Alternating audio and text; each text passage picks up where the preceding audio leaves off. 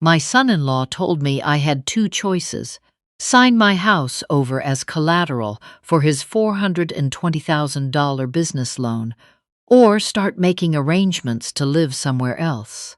He said it the way men say things, when they are certain the answer is yes. Standing in my own living room, on the floors my husband had refinished by hand 30 years ago, his voice carrying the particular calm of someone who has already rehearsed the conversation in his head and decided how it ends. I was 67 years old. I had lived in that house for 31 years. My daughter stood slightly to his left, arms folded, eyes aimed just past my shoulder. She had always been skilled at that, positioning herself near a decision while staying just off to the side of its consequences. He said, "It's not complicated, Augusta. The bank needs the property as collateral. It's temporary. Once the business cash flows, we refinance and everything goes back to normal." He paused. "You're not even using the equity. It's just sitting there." Just sitting there. My husband Wendell had bled his knuckles refinishing those floors. My overtime shifts at the county library for 3 decades had paid for that roof twice. But yes, I suppose the equity was just sitting there. My daughter spoke then. She said, "Mom, you're not being asked to give anything away. It's still your house. Nothing changes for you. Nothing changes for you." As if I were furniture that could be moved to a different corner and would not notice. I looked at her, really looked, and wanted to say everything I had been quietly filing away for 4 years. Instead, I asked one question, as calmly as I could manage: "And if the business fails?" My son-in-law's expression shifted, not angrily, but with the particular impatience of a man who believes a concern is not worth entertaining. He said, "It won't." That was the whole answer. It won't. My daughter covered his pause by adding, gently, almost kindly, "You always look for the worst in things, Mom. That's the problem." I had learned to recognize the architecture of that sentence. You always. The problem. It folded a lifetime of careful thinking into a character defect. She had been adding bricks to it for years before her husband ever arrived. I said nothing more that evening. I asked for a few days to think. My son-in-law looked at my daughter. She looked at the floor. He said, "Fine, but we have a closing window. Don't drag it out." A closing window. As if my home were a financial instrument, waiting for its execution date. After they went upstairs, I sat in the chair. Wendell used to read in and listen to the house. The radiator ticked. Footsteps moved across the ceiling. I thought about how a place can hold 30 years of a life in its walls and still be reduced, in the span of a single conversation, to a line item on a loan application. I did not become someone they underestimated overnight. That took considerably longer.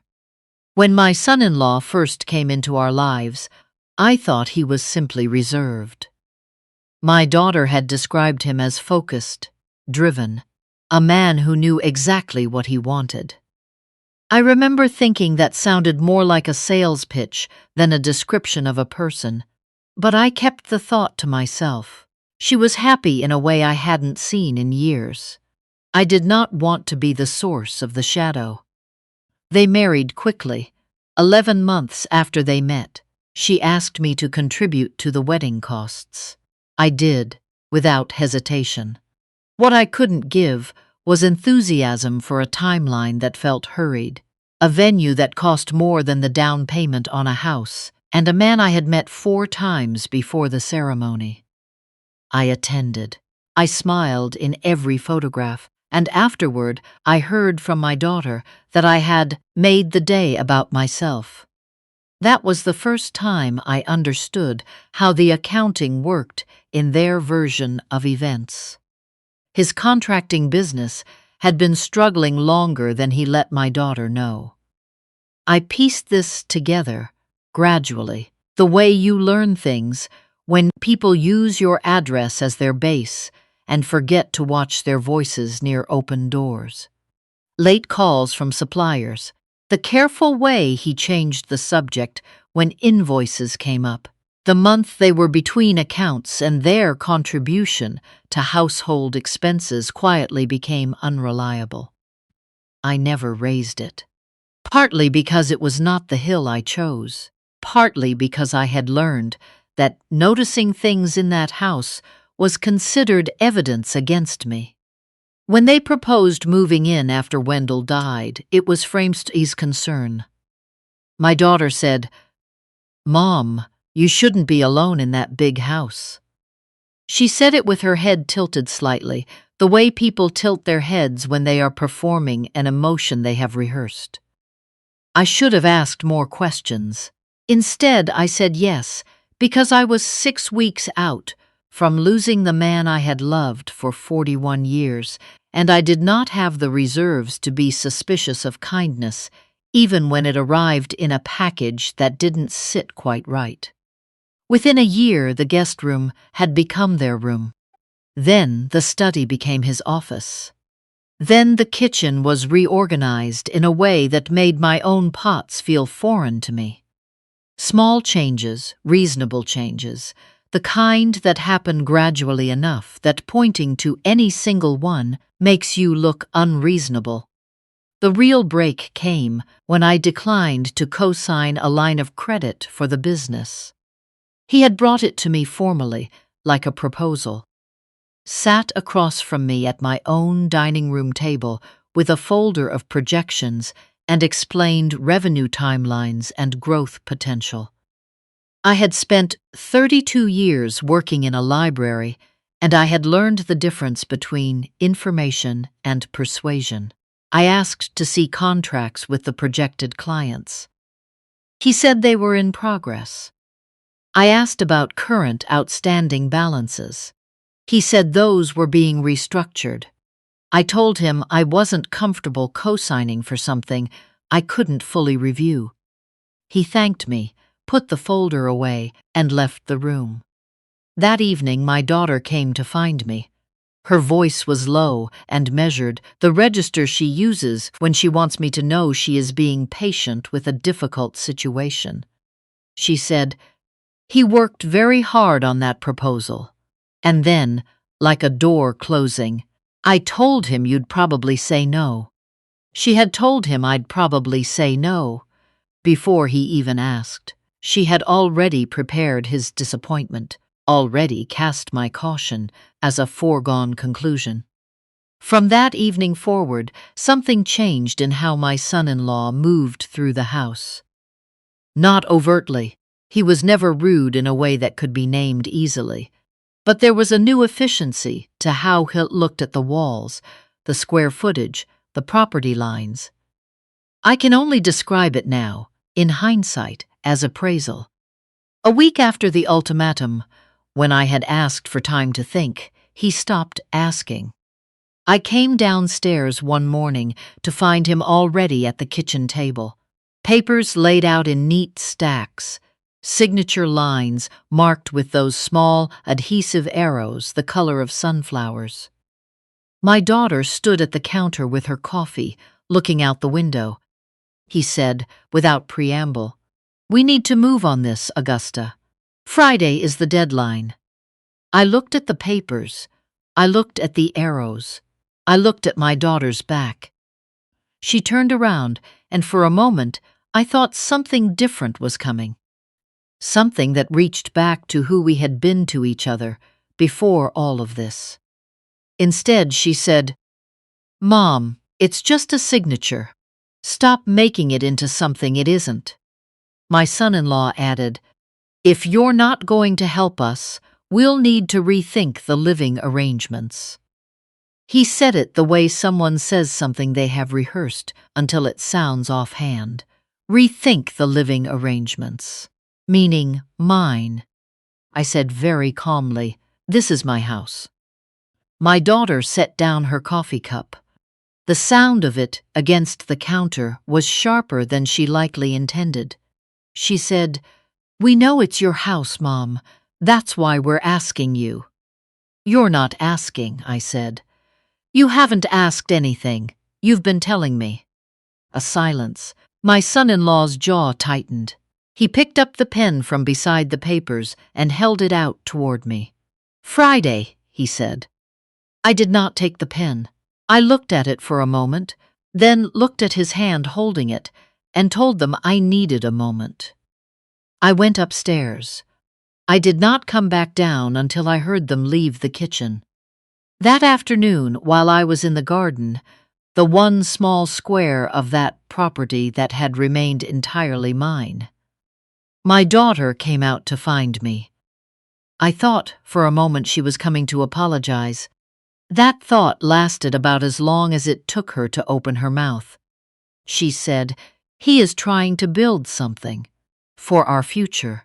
The word "our" did not include me. I could hear it in how she said it. "You have always made things harder than they need to be." And then, quieter, with something almost like regret, "Wendell would have signed." I stared at the marigolds. She went back inside. I stayed in the dirt for a long time, my hands moving because I needed them doing something other than shaking. Wendell would have signed. She said it as though she had known him.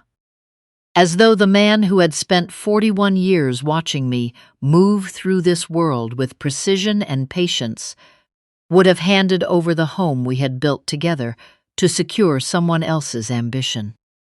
She did not know what Wendell would have done. She only knew what she needed to believe. I went inside when the light changed. My son-in-law was on the phone in the study, voice low. My daughter was upstairs. I walked to the bedroom that had been mine and Wendell's for 31 years and opened the drawer on his side of the nightstand. Still his side. I had never changed that. Inside was a shoebox he had kept for years, too small for shoes, really, just a box that had once held a pair of slippers. Inside it were the things he considered irreplaceable. His father's pocket watch, a letter I had written him on our 20th anniversary, his library card worn soft at the edges, and the papers. He had taken me to his attorney 3 months before he died. He had been sick by then, but not yet diminished, still himself in the ways that mattered. He had sat across from me at that desk and explained very carefully what he had done and why. He had put the house in a land trust years earlier, 2009, when the neighborhood was changing, and he had started paying attention to what happened to widows and their property in cities where equity suddenly became interesting to people with better lawyers. The trust had a protective clause. Any attempt to pledge, encumber, transfer, or claim authority over the property by anyone other than the named sole beneficiary, me, would trigger an automatic legal review. If unauthorized action was confirmed, all non-beneficiary occupants would be subject to removal. I had told him he worried too much. He had smiled at me the way he smiled when he knew he was right and didn't need to say so. I was sitting on the edge of the bed, holding those papers, when my daughter walked in without knocking. She had stopped knocking about 8 months in. She looked at the shoebox, then at the papers, and her eyes moved through both with the brisk efficiency of someone taking inventory. She said, "What is all that?" I said, "Your father's things." She picked up the shoebox, tilted it slightly, the way you'd tilt a takeout container to see what's left. Wendell's pocket watch shifted inside and rolled against the cardboard. She glanced in, then set the box back down on the bed beside me without care. The watch knocked against the side. Something in my chest went very still. She said, You need to go through this stuff at some point, Mom. You can't keep everything. She paused at the doorway. Malcolm needs an answer by tomorrow morning. I need you to act like that matters to you. She left. I sat there for a moment. Then I got up, opened the closet, and took down the suitcase from the top shelf. I did not pack in a panic. I moved carefully, the way you move when a decision has already been made, and the making of it has left you calm. A week's worth of clothes, my medications, the papers from the drawer, the shoebox, the small photograph from the dresser. Wendell and me on the porch the summer before he got sick, both of us squinting into the afternoon light, laughing at something one of us had just said. I could not remember anymore what it was. I didn't need to. I left my phone on the nightstand. I wrote one line on a notepad, taking some space. Don't call. I set it on the kitchen table. I carried the suitcase to my car. The night was cool and very quiet. I did not look back at the house. I drove to my friend Rowena's, who had known me since before my daughter was born, and who asked no questions when I showed up on her doorstep at 9:30 with a suitcase and a shoebox and eyes. I wasn't going to explain just yet. She put on tea. She sat across from me. After a while she said, "Tell me when you're ready." I told her everything. In the morning I called Wendell's attorney. He had aged, but his voice was the same. Precise, unhurried, the voice of a man who had spent decades being careful with language because he understood what it cost when words were wrong. I told him what had happened. I told him my son-in-law had been approaching lenders and that I believed he had represented some form of authority over the property. The attorney listened without interrupting. When I finished, he said, "Mrs. Harkin, do you recall the clause your husband requested?" I told him I recalled it perfectly. He said, "Come in this afternoon." I retrieved my phone from Rowena's charger before I left. 14 missed calls, 7 from my daughter, 4 from my son-in-law, 3 from a number I didn't recognize, 1 voicemail from my son-in-law that I played for the attorney on speaker when I arrived. In it, his voice was tight with anger. He accused me of being difficult, of sabotaging their future, and mentioned, in a moment of careless frustration, that he had already been to 2 banks and had handled the title situation himself. The attorney made a note. He told me what had happened when my son-in-law approached the second lender. A title search had been run, as is always done. The title search returned the land trust as the property's legal owner. When my son-in-law had presented paperwork implying otherwise, the lender flagged it and contacted the trust's registered managing attorney. Standard procedure when the title doesn't match the representation. That contact had come in 4 days ago. The attorney had been waiting to hear from me.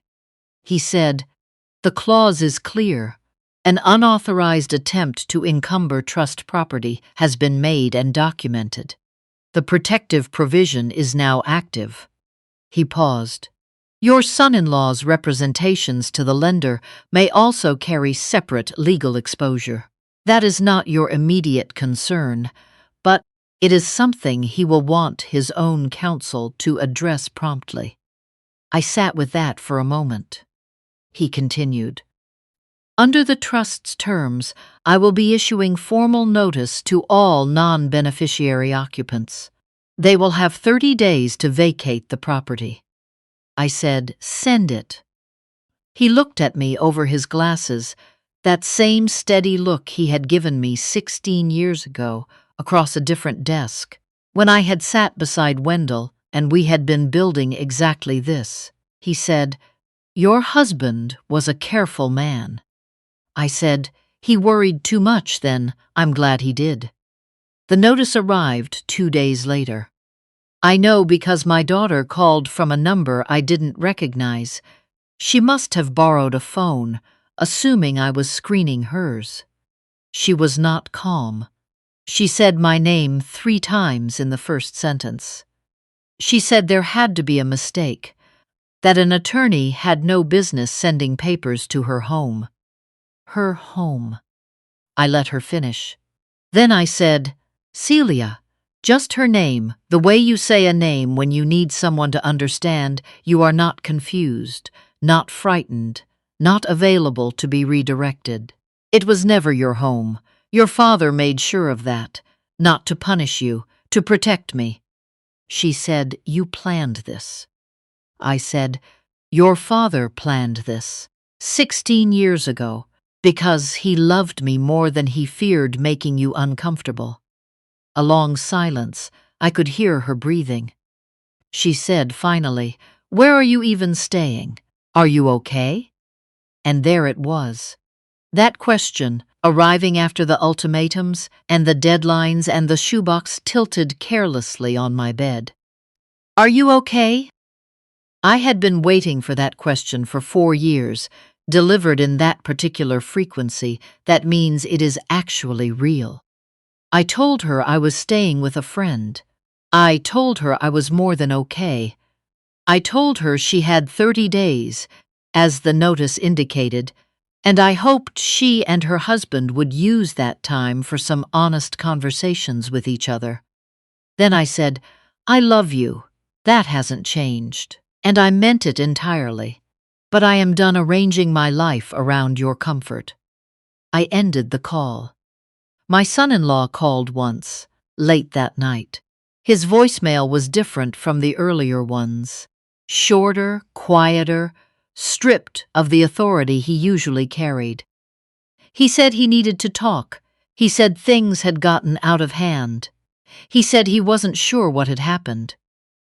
I knew what had happened. He had moved through the world certain that age meant pliability, that widowhood meant diminishment, that a woman who had built her life quietly and carefully had done so because she lacked the foresight to protect it. He had been wrong on every count. Now he was living inside the gap between his assumptions and reality, and that gap was 30 days wide. I did not return the call. My daughter and her husband moved out in 22 days, 8 ahead of the deadline. I didn't ask how or where. Rowena heard from a neighbor that there had been a moving truck on a Tuesday afternoon.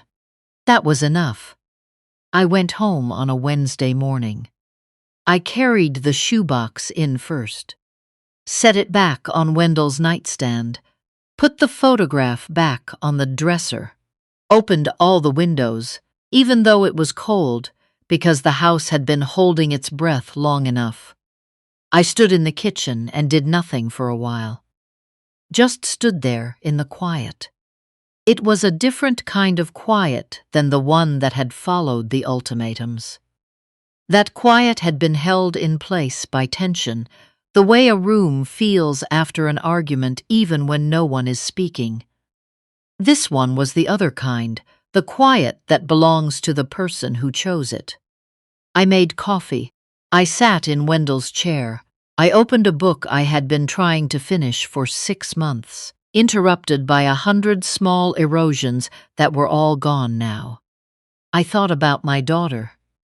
I thought about the girl she had been before the man she married taught her to measure love in terms of what it was willing to surrender. I thought about whether there was a road back from where we had arrived, and I decided that was a question for later. For a time when she had sat with the consequences long enough to understand them from the inside. I was not going to offer the conversation before she had earned it. That was not cruelty. It was the same standard I had always kept. Earn the thing you want. I thought about Wendell, about the 3 weekends on his knees refinishing these floors, about the folder he had kept in that shoebox, quietly, for years, never mentioning it, because he was not a man who needed credit for doing the right thing. About sitting across from him at the attorney's desk in 2009, telling him he worried too much, and the small, patient smile he had given me in return. He had known. Not that this specific thing would happen, but that something would, eventually. Because he understood the nature of things that are valuable. Eventually, someone will try to take them. I want to be clear about something, because I think it matters. I am not a woman who was saved by her husband's foresight alone. I am a woman who paid attention, who went to that attorney's office when Wendell asked me to, who asked the right questions, who signed the right papers, who kept the right documents in a shoebox, in a nightstand drawer for 16 years without forgetting what they were for. Wendell built the architecture. I knew where it was. I had always known. People will tell you that surviving something like this is about strength, about speaking loudly and standing firm and refusing to be moved. And sometimes it is, but sometimes it is quieter than that. Sometimes it is 31 years of building something carefully enough that when someone finally reaches for it, they find it was never theirs to take. My name is Augusta Harkin. I am 67 years old. I spent 32 years helping people find what they needed inside the walls of a library, and I raised a daughter who has a long road ahead of her before she understands what she lost. I loved a man who spent his final years making sure I would be all right after he was gone. I did not fight my son-in-law. I did not raise my voice. I did not beg or plead or explain myself to people who had already decided who I was. I packed a suitcase, drove to my friend's house, made one phone call the next morning, and let a man's own careless actions deliver the verdict he had earned entirely by himself. Some people will call that clever. I call it what Wendell called it whenever I did something he admired. He would look at me across whatever room we were in, with that quiet particular smile, and say one word: precise. If you are still here, thank you. I did not tell this story to settle a score or earn sympathy. I told it because there are women sitting right now in houses full of people who have stopped seeing them. Women who spent decades building lives that others began treating as resources to be drawn down. You know who you are. You are not an afterthought. You are not inventory. The quietest room in your house still belongs to you, and the preparation you have made, even the preparation you haven't made yet, is never too late to begin. Here on Core Tales, we believe wisdom doesn't expire with age. We give voice to women who were told to step aside, stay quiet, and take up less space, and who chose, instead, to simply be precise. If this story found you at the right moment, we hope you'll stay.